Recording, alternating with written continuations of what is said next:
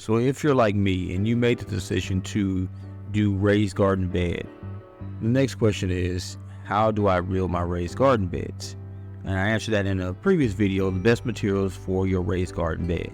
Now, all of mine are simple wood construction because I'm fairly handy, but there's a plethora of different ways to build your raised garden bed. The second question is, how do you fill these things? Because when you start getting the tall, especially you get the tall like Vigo beds, they could be 3-4 feet tall. It can get very costly to fill those things, even deep pots. So the question is, how do you fill these raised garden beds without breaking the bank? So I want to show you my kind of tried and true method that I've been using for the last 3 seasons now to fill my raised garden beds on a budget, and in some cases practically free. So the first thing I like to do, I like to lay down a layer of cardboard. It helps block the weeds, and it also allows certain microorganisms like roly-polies and worms. They actually like the carbon in the paper and the damp and darkness, and so you'll attract a ton of beneficial pests with cardboard, as opposed to plastic or landscaping fabric. Secondly, I know some people use logs. This is called the Hugelkultur method.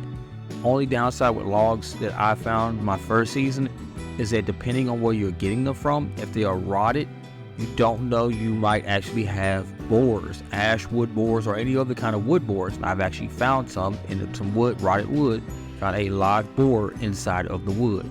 So you may be introducing termites, borers into your garden, and now you have a problem that you would not have otherwise had. And it may be a problem that may be destructive to your property. So in lieu of using logs, you can use fresh cut logs if you know the source of the tree, where it came from, and the condition of the tree. You can also use, and what I've been using is cut dimensional lumber. 2x2s, 2x4s, 4x4s, as long as they are untreated, unstained, unpainted. A, they don't have any pests, and B, if they're untreated, they will break down very quickly, like within maybe 2 seasons or more. So that bottom layer, I like to fill it up with 2x4s, 2x2s. It gives me good organic material that will decompose. It will also kind of set some space in the soil so the soil is not compacted, kind of give you aerate the soil, if you will. And then on top of that, I'll start putting twigs and sticks and branches, and then I'll go with leaves, toilet tissue rolls, and essentially any other organic material that I found. So here's a list of things that I put in my garden box.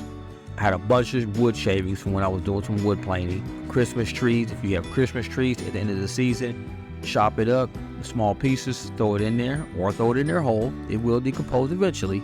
Pet bedding, turtles, hamsters, rabbits, chicken bedding, coffee grounds, food scraps, old plant material, bushes that you've trimmed, greens that you pulled up, you can toss those in there. Just make sure they're disease-free, blight-free, and pest-free. I don't compost, I don't throw tomato plants in here because they are notorious for having blight. Plain newspaper, plain white paper, anything that doesn't have any ink or coloration in there. You can also do another layer of cardboard, cut up small pieces of cardboard, put a layer of that. And then if you do mulch, if you have excessive amounts of mulch, you can use mulch. I like to use this plain wood chip mulch. I'll toss that up in there, fill that up.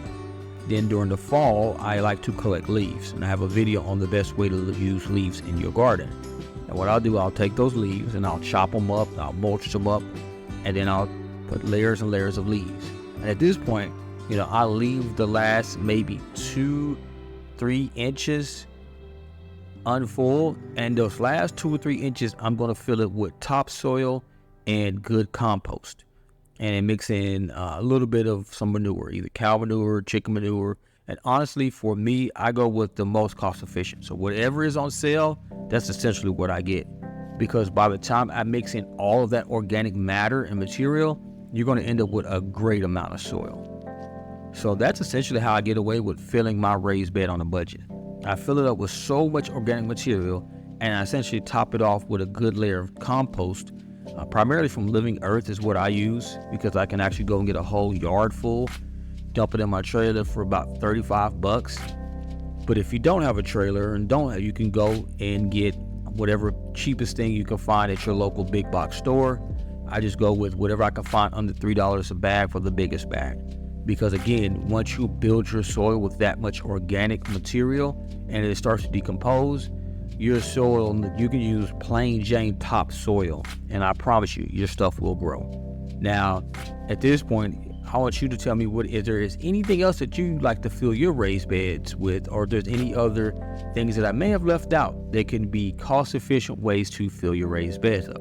Of course, go to the comment below. And that, my friend, is how you fill a raised garden bed for the cheap. It don't gotta be complicated, and it sure don't gotta be expensive.